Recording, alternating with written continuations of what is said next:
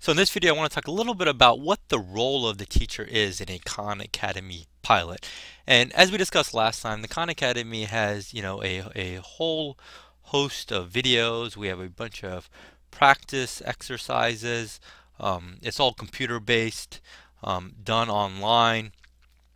And, in many cases, this is what people think about Khan Academy. They think about, sitting a kid in front of a computer, having them watch videos or do exercises. But as we discussed last time, what we're trying to drive for isn't actually about the videos or the exercises or even doing work on a computer. These are all just means to the end. What we're actually trying to drive is the individualization and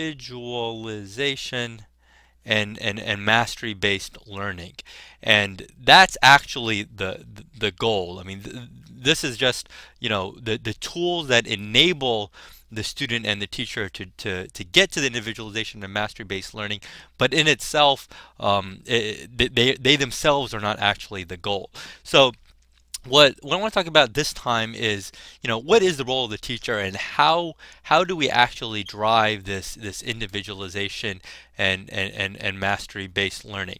So if you think about kind of what the traditional teacher role is, and a lot of people are taught very early you shouldn't be the sage on the stage, but actually the guide on the side. But fundamentally, the current model that exists in the vast majority of schools today really is about teachers providing those lectures and actually being the mechanism for content delivery to the student. So they would actually provide the lecture or answer the questions, but fundamentally help deliver content to students.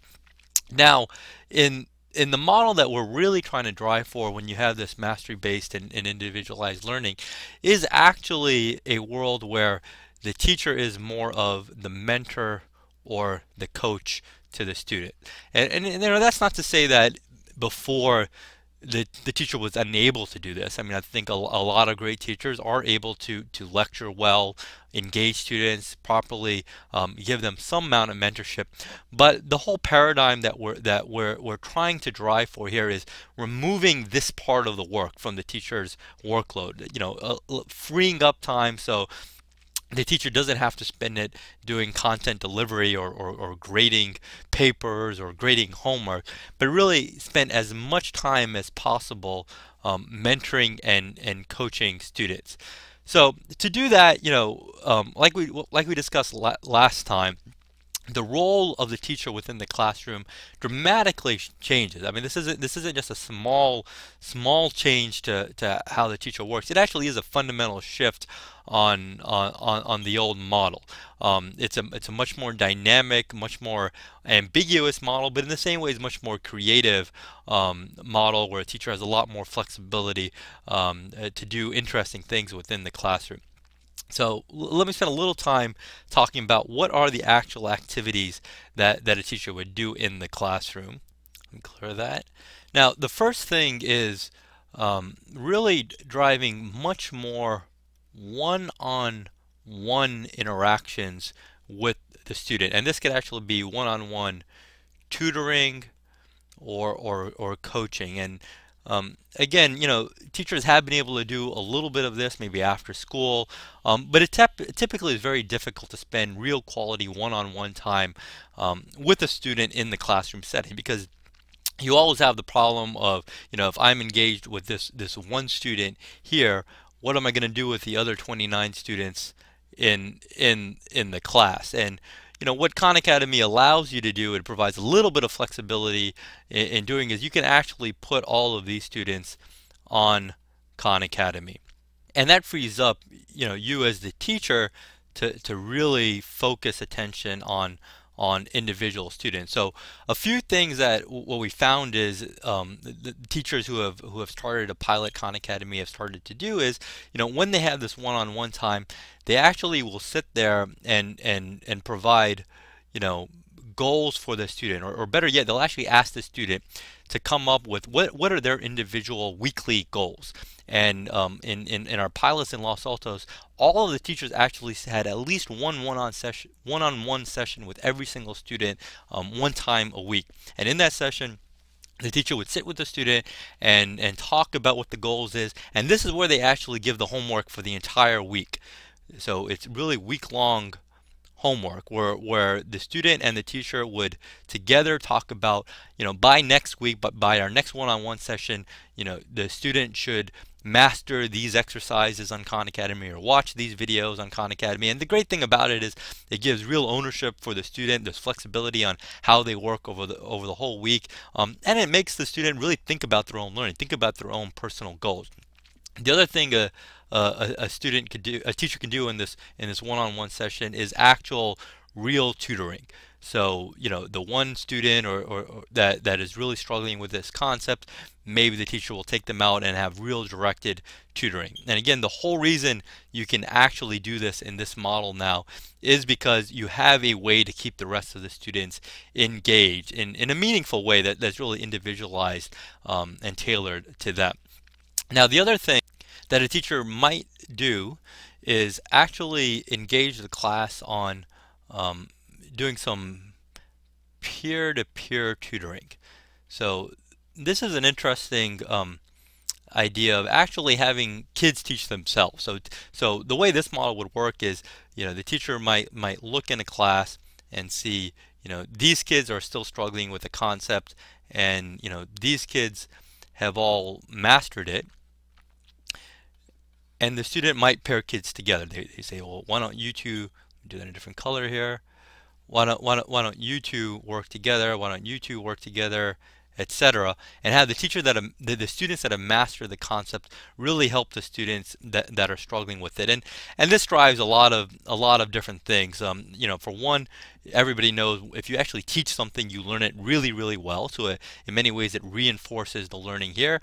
It drives better communication and interactions between students, so they get a practice on the best way to communicate and message people and have empathy with other students. It allows other students to be role models to these students and look to others and learn to get help from others. So there's a lot of value in driving some peer-to-peer tutoring. And there's a few ways the teacher can do this. The teacher could just look at the dashboard, and on the dashboard the teacher can actually see, of all the students, the way the dashboard looks like is it's this big kind of heat map where you can see all the subjects and all the students, and you can see which students have actually mastered the concept and which ones haven't, and actually pair them that way. But the other thing that Los Altos, actually some of the students came up with in Los Altos last year, they just put this on a whiteboard. Literally in the front of the class, they had a whiteboard which said, these are the students that want help, and these are the students that can tutor. And students would just go up there themselves and say, I need help on this specific topic, and this is my name. And other students would come in and say, I can tutor people on these topics, and this is my name. And the teacher would just look at that board, or the students would even look at the board themselves, and rather than the teacher using the dashboard to do this pairing, the students would do the pairing directly on their own. So this is another thing that you can think about how to leverage in the classroom and really drive a little bit deeper engagement with kids. Now, the third thing that I like to talk about is that notion of small group instruction. And again, the whole idea here is don't drive instruction to kids who aren't ready for it or kids who don't need it. And the way that this model would work is, you can still walk through a year and say, by this date, all the students need to master this concept. So if you're teaching algebra, you might go in and say, at the end of the day, by late November, students really need to understand completing the square, and they really need to understand the quadratic equation if we're going to finish all the concepts that we need for the rest of the school year. But the way that it would work, instead of providing a lecture to the entire class on this, what you would do is you would look in that dashboard and see what are all the students that are ready for that instruction, meaning they've gotten the prerequisites for it, and they're ready to learn that.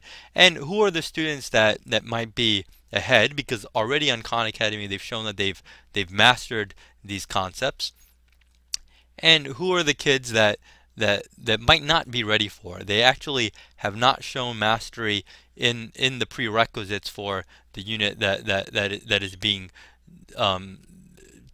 being taught. So these are the kids that are actually not ready for the concept. And the whole idea here is to pull out just the group that's actually ready for that instruction, and have them have a model where the teacher really focuses on engaging these kids, potentially providing instruction or having a discussion with these kids.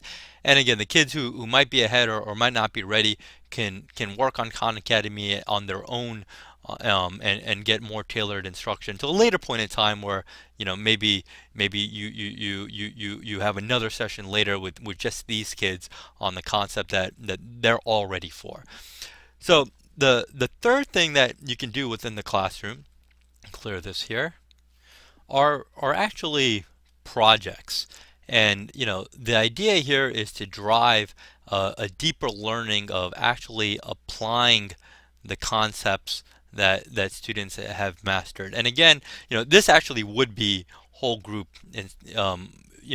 whole group sessions where you have the entire class work on a project. But the key difference here, the really important difference here is you would only do this. You would only do this after your dashboard has shown that all of the students, if these are all the students along this axis, and these are the concepts, all of the students have actually mastered.